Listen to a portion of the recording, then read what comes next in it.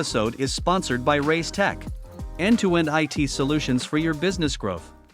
Hello everyone, welcome back. We're continuing our talks here on the Agile, well, not couches here, maybe a little bit of different setup, but we're here at Agile Tour Vilnius 2023. And now we have Susannah Chambers here with me, who is an Agile coach who came to Lithuania for the first time and Correct. who is just up to do a really great workshop about this is actually what we're gonna probably talk about. So maybe you can just briefly introduce what this workshop is about, because we talked briefly before, and it really hooked me up. I mean, it was something about the coaching styles, but not only coaching styles. It's something more deep. So maybe you can just give us a sneak peek about what's about to come in the workshop. Yeah, sure. Thank you. Thanks for asking. So my workshop will be exploring the concept of congruence in coaching.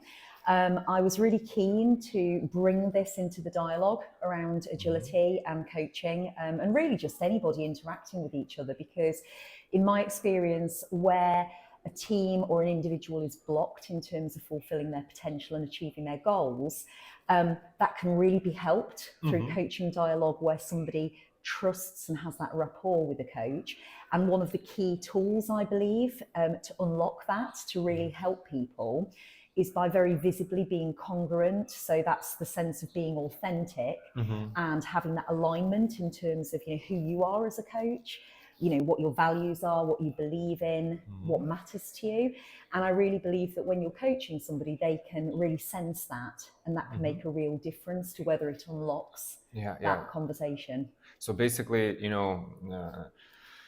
your face and you as a coach should be you as a person. Then it's much easier to get together with a coachee. Exactly. That's what you're saying. Basically. Exactly. And it was interesting earlier hearing in the keynote the metaphor with jazz and agility, because in another aspect of my career portfolio, I'm a professional musician.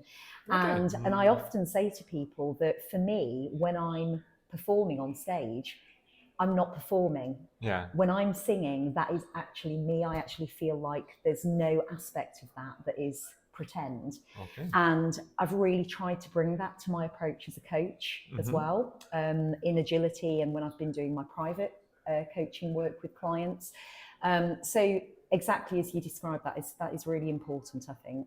Okay, but so how to get there, right? Because it might still, people might still want to separate themselves.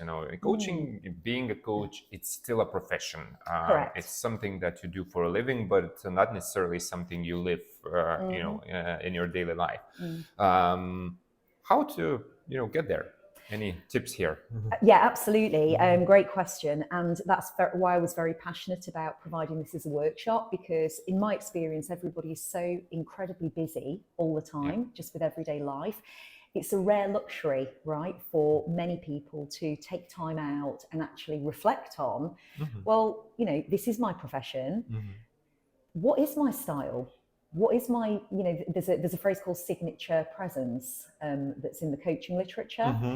And this idea that I might be perceived as this type of coach and this being my style.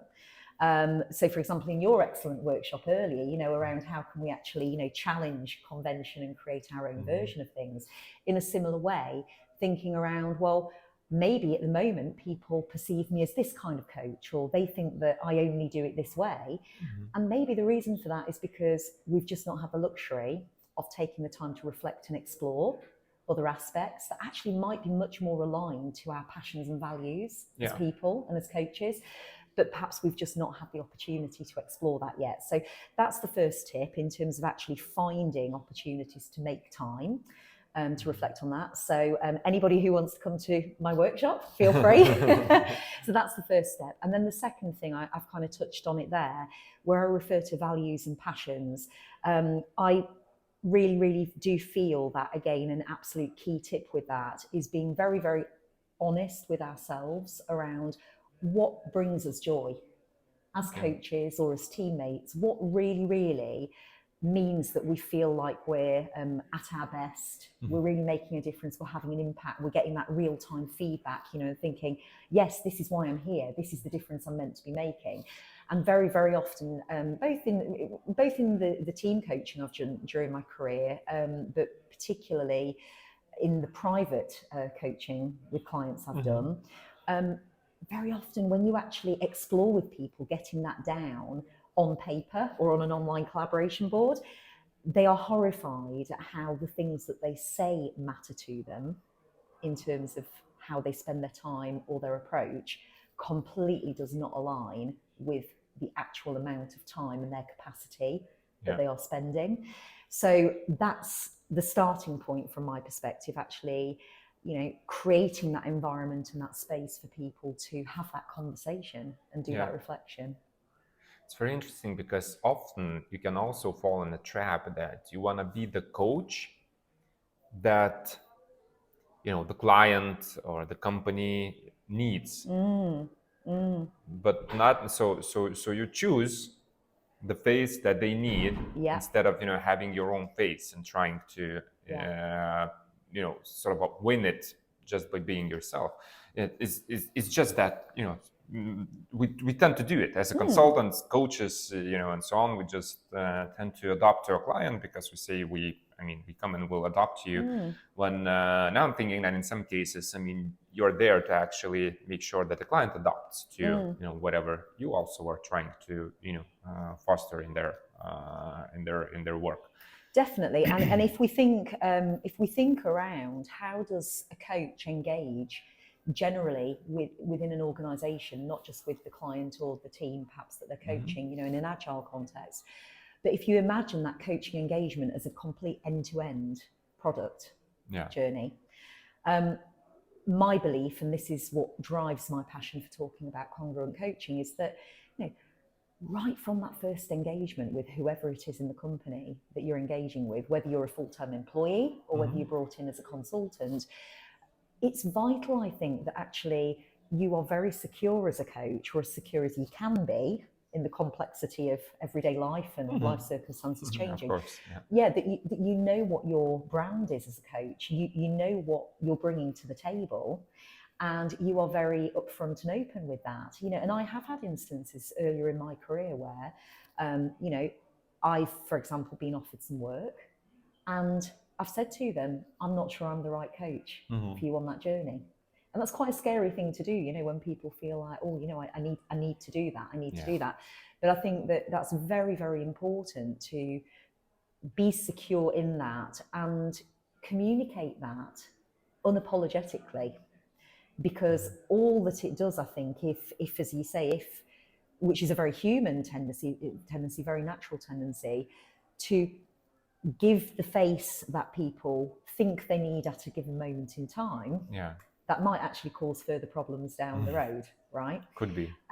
Not always, because you're building that trust, you're getting in there, you're doing the work. But in my experience, it's that kind of icing on the cake, it's the accelerator for doing great work. So, for example, if as an agile coach, you're doing fantastic work, whether it's with a blended lean agile framework or, with some of the kind of to the guidance, that's fantastic. But, if you then bring that work on the frameworks and working with the teams and the clients from a position of very, very authentically being able to connect with people where you've got shared experiences because you are being congruent in the way you're coaching, that really can accelerate the impact even further.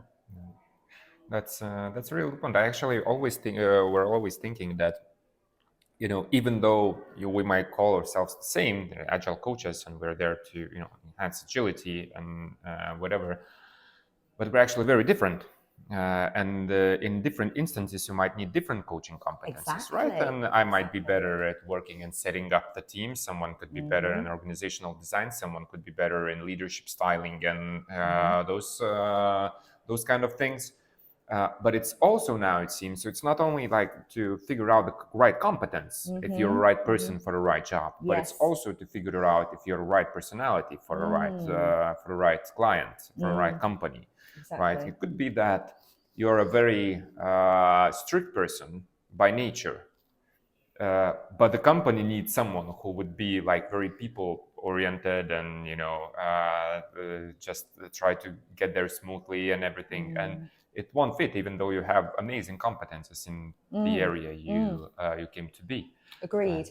And one of the interesting well, there are two things that spring to mind as you say that. So the first one, where we talk about psychological safety in teams, that is, I see congruent coaching and being conscious around that, at least in the early stages, until you've established your position to the point where, like riding a bike, you don't really think about it anymore because it's just who you are and what you do.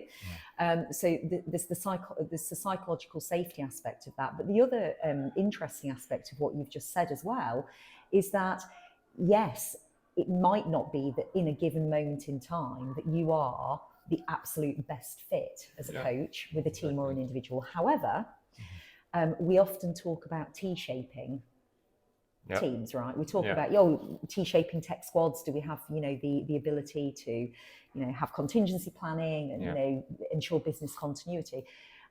And yet we very often completely keep the coach on the outside of the dotted line where we're drawing that conversation around T-shaping. Now, again, I thoroughly believe that when you've actually matured a coaching relationship within a team, for example, there are going to be times when, even if a coach was themselves and they were able to connect really well at a given moment in time, things might evolve to the point where there will be times where that coach is no longer exactly the right fit. But this is where, having done all that rapport building and understanding and connecting with the teams, that's where, where we talk, for example, about scrum teams, actually being self-managing teams and driving that impetus and accountability from within the team. In the same way, it's beautiful when I think you see teams that recognize, actually, this is not really in the comfort zone of our coach. So we're going to step up and we're going to help here. And that is a really beautiful moment. I mean, Eric was presenting earlier on the workshop about flow. And, I think that congruence also is a key foundation to that flow that we all seek in optimal agile working. Could be, yes. Sounds connected, definitely. Absolutely. And I'm really excited to hear the views and reflections of the people in the workshop later. It will be very, very interesting. Sounds like it's going to be an interesting workshop. Let's see if I can make it. At least it's definitely ring the bell for me somehow as a coach myself. So it's definitely would be nice to explore the site. Fantastic. So thank you for joining, for bringing those ideas. I don't know if anyone wants to contact with Susannah. I know she's really active in LinkedIn. Find her up and have a chat with her or something. Absolutely. So thank you now for joining our talks here, and have a great workshop. Pleasure. Thank you so much. Thank you.